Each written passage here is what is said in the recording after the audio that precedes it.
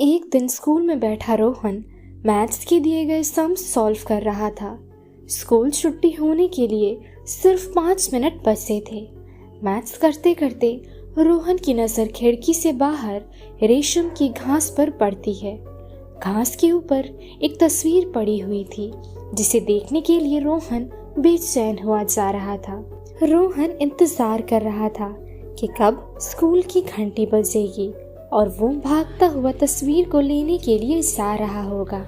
कुछ देर बाद स्कूल की छुट्टी होते ही रेशमी घास के ऊपर उस तस्वीर को लेने के लिए रोहन दौड़ने लगता है। उसकी उत्सुकता, मन में भरी एक्साइटमेंट तब जाकर शांत होती है जब रोहन बाहर पहुंचकर उस उल्टी तस्वीर को अपने हाथों से उठाकर धीरे धीरे सीधा करते हुए अपनी ओर घुमाता है।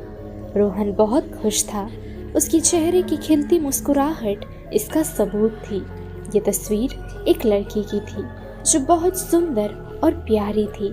लड़की की खूबसूरती रोहन को मुग्ध कर देती है। लड़की ने एक गाउन पहना हुआ था, सर पर 2 चोटी भी बंधी हुई थी, माथे पर बिखरे हुए बाल और हाथों में शांति का सिंबल दिखाते हुए 2 उंगलियों से बनाई गई थी आजकल की फैंसी पोज।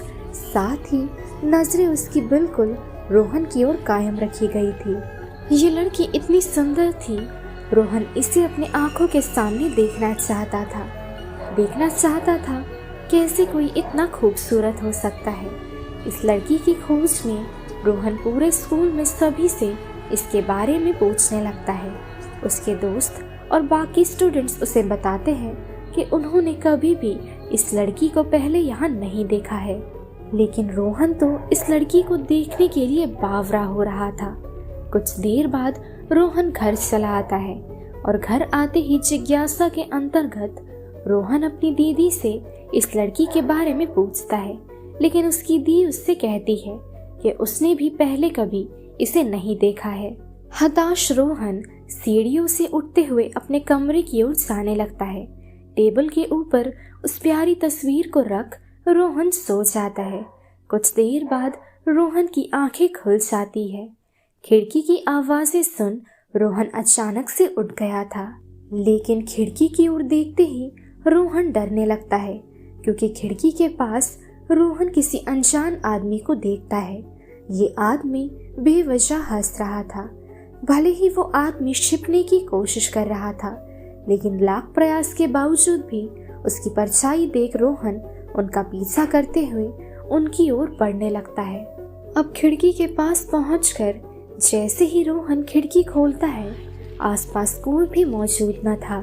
ना तो अब किसी के हंसने की आवाज आ रही थी और ना तो किसी की आहट सुनाई दे रही थी।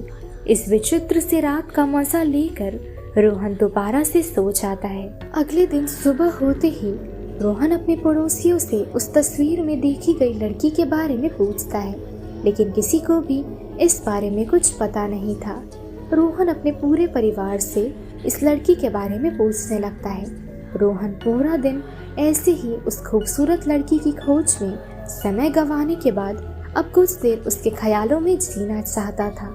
अब रात का समय हो चुका था। आज दोबारा खिड़की की आवाज सुनकर रोहन की नींद खुल जाती है। इस बार रोहन उस लड़की की तस्वीर लेकर उस हंसी का पीछा करने लगता है। रोहन उस लड़की के ख्यालों में गुम होना चाहता था, लेकिन लड़की की हंसने की आवाजें सुनकर रोहन उसका पीछा करता है। साथ ही खिड़की के पास रोहन उस लड़की की परछाई भी देखता है।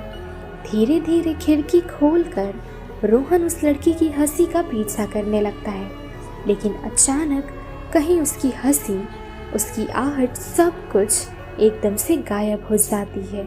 अगले दिन दोबारा से टॉम अपने आसपास के लोगों से और पड़ोसियों से उस लड़की के बारे में दोबारा से पूछता है, लेकिन आज भी हताशा से उसे अपने घर की ओर जाना पड़ता है।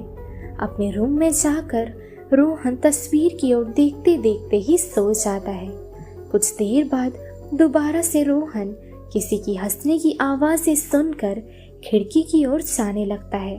धीरे धीरे इस हंसी का पीछा करते हुए रोहन हाईवे की ओर जाने लगता है और अचानक रोहन को एक गाड़ी आकर धक्का मार देती है और वहीं रोहन की मौत हो जाती है। गाड़ी का ड्राइवर गाड़ी से बाहर आकर रोहन की मदद करने की कोशिश करता है, लेकिन तब तक काफी देर हो चुकी थी।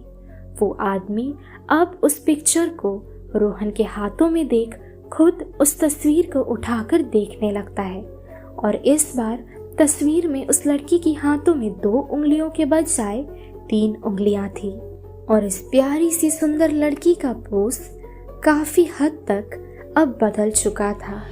जैसा हमने पहले देखा था, ये पोज अब वैसा नहीं रहा।